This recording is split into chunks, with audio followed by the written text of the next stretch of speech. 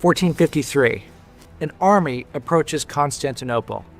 If you're inside the walls of Constantinople, you probably feel okay, because after all, those walls had stood for more than 1,000 years. There's a literal moat that goes around the city. Once you get past the moat, you get to 2 sets of walls, each 18 feet thick. Those walls were impenetrable before.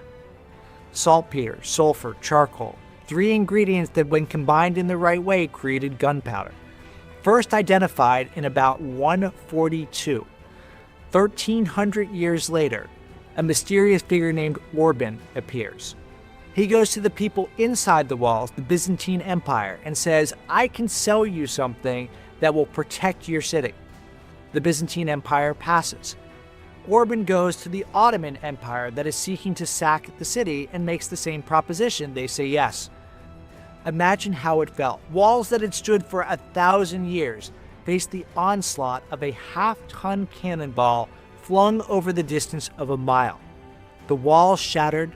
The city fell in 47 days. Disruption changes everything. The question you have to ask in modern times is, what is the moat that we have, that we built yesterday, that might protect us today, but will be powerless against the disruptions in the future? Why is it that market leaders pass on disruptive innovations?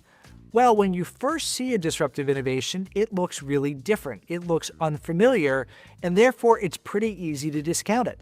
If you're inside walls that had stood for 1,000 years and you see this unproven cannon present in front of you, you don't fully understand it. You don't fully see its use. You're used to horses, you're used to cavalry, you're used to arrows. Those are things that had worked for a very long period of time. It's only once you see the full demonstration of the power of the disruption that you really truly get it. Why historically have disruptive innovations tended to start with upstarts? Well, Bob Dylan put it pretty well. When you ain't got nothing, you got nothing to lose. A market leader sees downside. They see risks. They see threats. Somebody who is an upstart sees nothing but gain and possibility. So therefore, it's pretty natural that an upstart will go and gravitate to following a new disruptive approach. And the research shows that's a smart thing to do. If you try to take on the incumbent in a battle that they are used to playing and you try to do it better, they're going to beat you most of the time. Clay Christensen called that a sustaining innovation battle. If you try to take them on with a very different form of battle, you've got a much greater chance of winning. So it's natural that if you don't go and counteract these forces, the upstart's going to see it and jump all over it. The incumbent's going to hesitate and pause. When you look at a new innovation, it always feels like there's risk involved. So you have to make a decision. Am I going to put a dollar, euro, rupee, whatever, into this innovation or that innovation? One of the big challenges a market leader has is a comparison.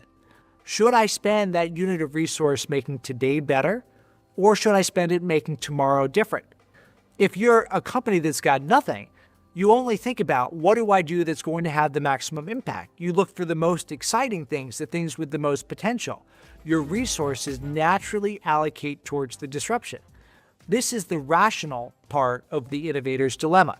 Left unchecked, the resource allocation process inside an organization will direct everything to the known, to the proven, to the things that appear to be safe, not recognizing that you're actually taking a risk by not taking a risk, by leaving yourself susceptible to somebody who comes at you with a disruptive innovation.